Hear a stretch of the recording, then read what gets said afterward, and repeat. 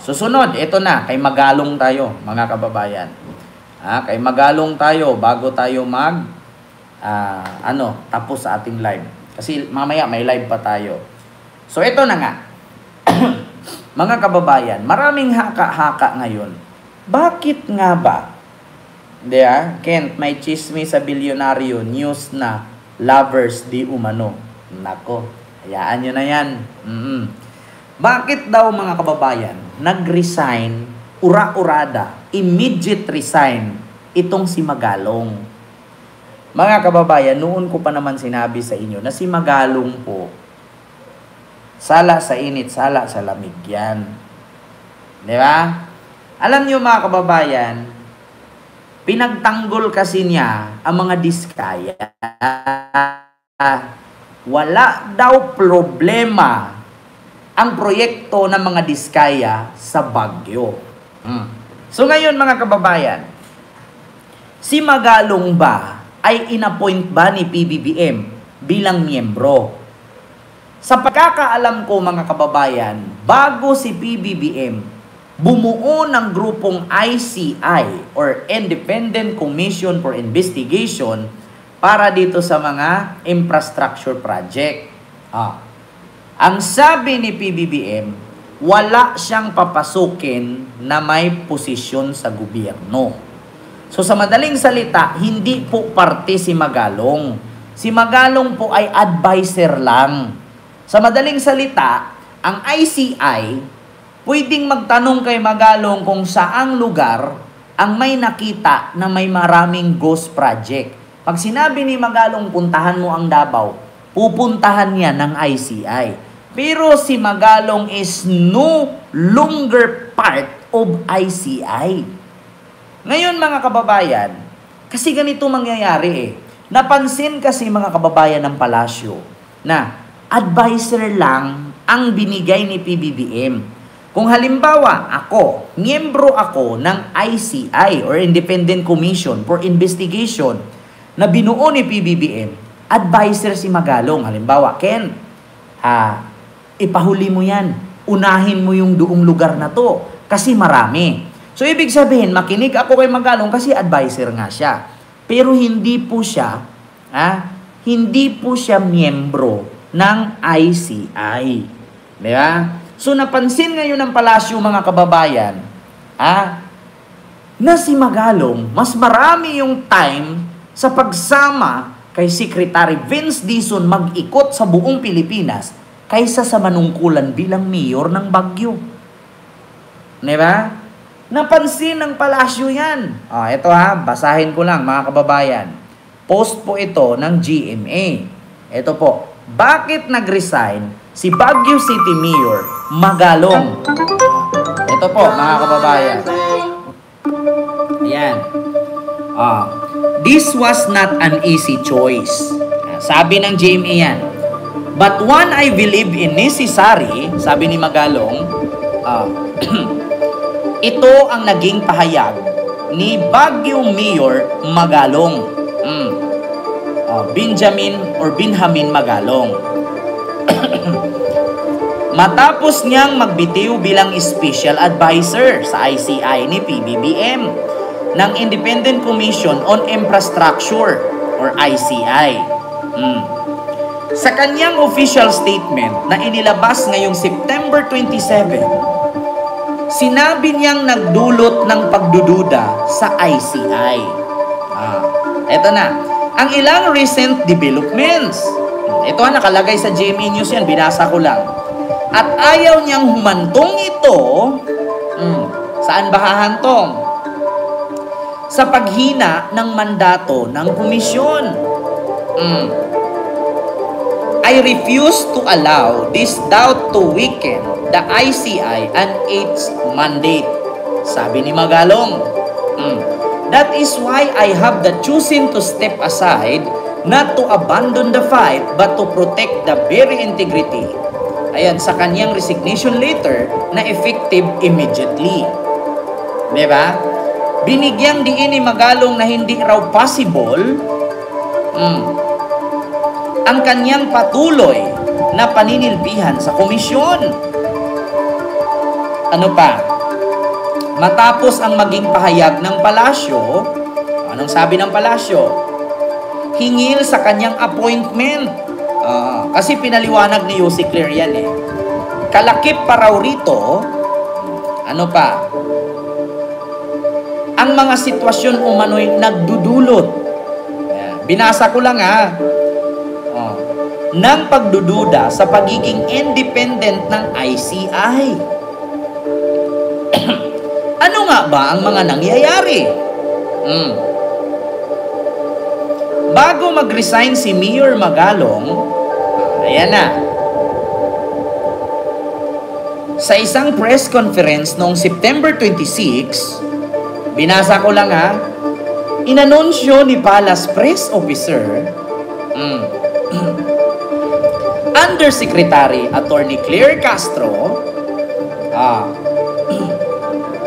na inutusan ni Pangulong Ferdinand Marcos Jr., ayan na, binasa ko lang ang kanyang legal team para suriin ang designation nino? Ni appointment ni Magalong. Eto na. Inutusan daw ni PBBM upang tignan kung may posibleng conflict of interest. Eto na. Sa pagitan ng kanyang posisyon sa komisyon. Conflict of interest daw. At sa pagiging mayor niya ng Baguio City. Kita nyo mga kababayan? So, conflict of interest po talaga. Conflict po ang schedule niya. Bakit? Napansin kasi ni PBBM at ng palasyo mga kababayan na mas marami pang panahon si Magalong na mag-ikot at sumama sa Independent Commission for Infrastructure Investigation kaysa manungkulan bilang mayor ng Baguio City. Kaya po ang tinatawag po doon ay conflict po ang kanyang schedule. Instead na pahalagahan niya at silbihan niya ang mga taga Baguio, ay mas pinaprioritize ni Magalong ang pagsama sa ICI, pag-ikot sa ICI, kaya nawawala na ang mayor ng Baguio na punta na sa ICI. Kaya ngayon mga kababayan, kung ikaw presidente, hahayaan mo ba na masira ang Baguio? Sisihin ka ng taong bayan doon? Sisihin ka ng mga constituent ni Magalong? Kasi bakit? Sa panahon na may problema, sa panahon na magkaroon ng immediate problem, sinong magre-respond kung ang mayor nila wala dyan, nandoon sa Katurato pumupunta ng bundok na tumitingin ng mga project. So, hindi po hahayaan ni PBBM na masira ang kanyang pangalan dahil lang dyan sa conflict schedule, conflict time, at conflict of interest ni Magalong. At higit sa lahat mga kababayan, eto pa. Hindi ko lang sure kung isa din ba ito sa rason kung bakit si Magalong mga kababayan ay biglang nagretiro. Kasi bakit? According po dito mga kababayan, 110 million St. Gerald construction project sa Baguio, legal at sumunod sa batas. Hindi ba dahil yan sa tennis court na 110 million ang halaga? Sumabit kasi si Magalong. Diba?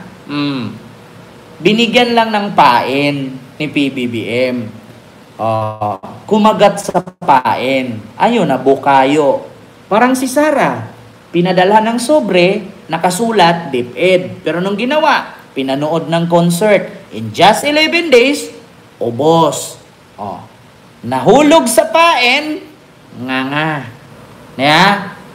Mga kababayan, hindi ba kaya dahil sumabit si Magalong dyan sa project na 110 million St. Gerald Construction Project sa Baguio na tennis court?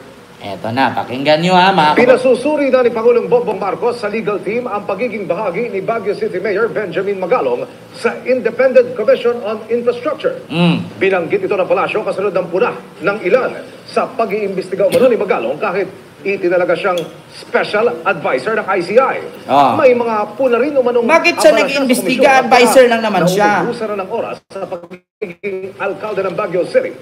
Bagay na ayaw raw mangyari ng Pangulo. Tinitingnan din ng palasyo ang posibleng conflict of interest dahil naman sa maanomalya umanong tennis court project sa lungsod.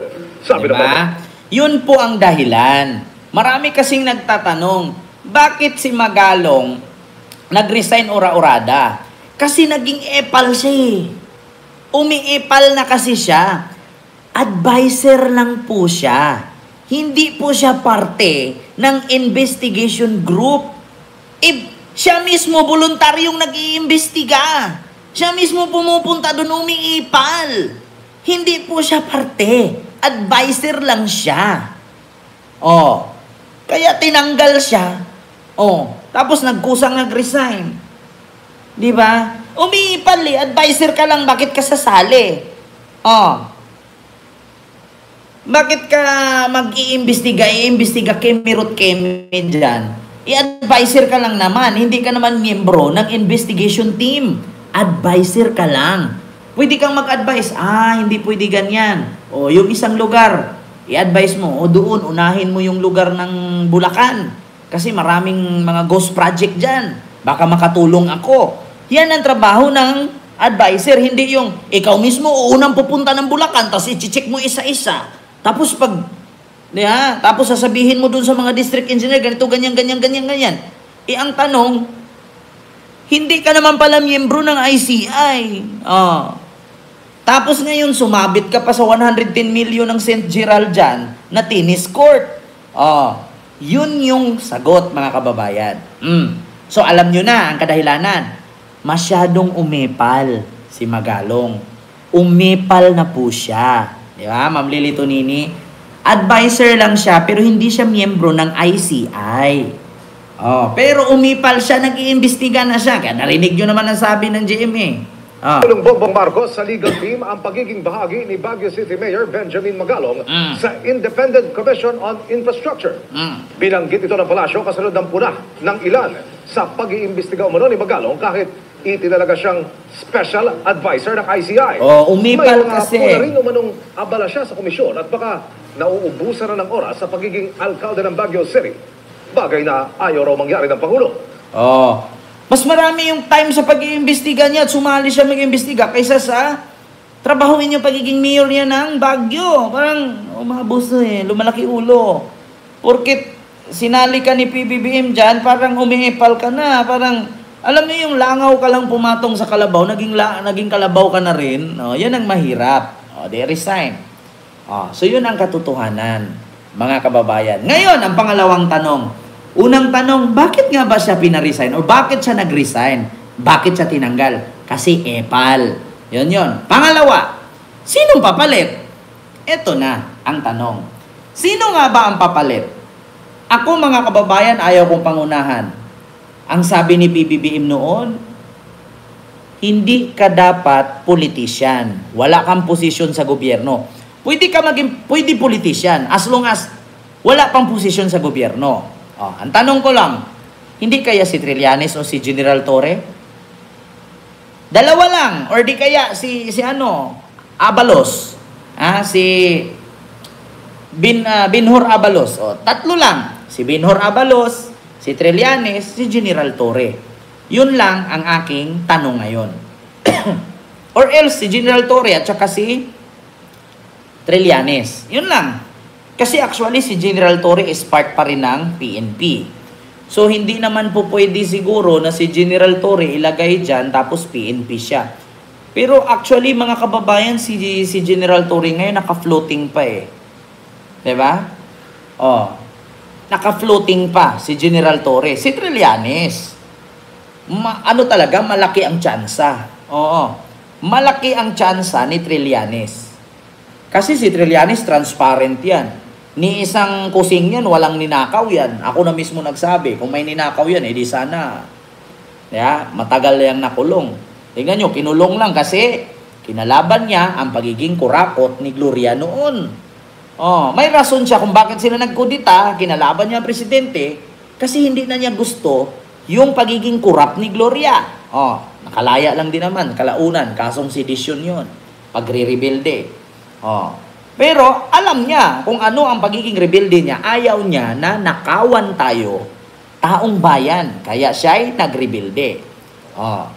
So ayaw niya sa kurakot. Naku mga kababayan, kapag si Trillanes talaga magiging miyembro dyan sa ICI, magsiiyakan talaga kay mga DDS. Sabi ko sa inyo, unang tatargetin yan kay Bungo, Davao City. Mark my word. Bungo, si Pulong, yan yung unang tatargetin yan. Mark my word, mga kababayan.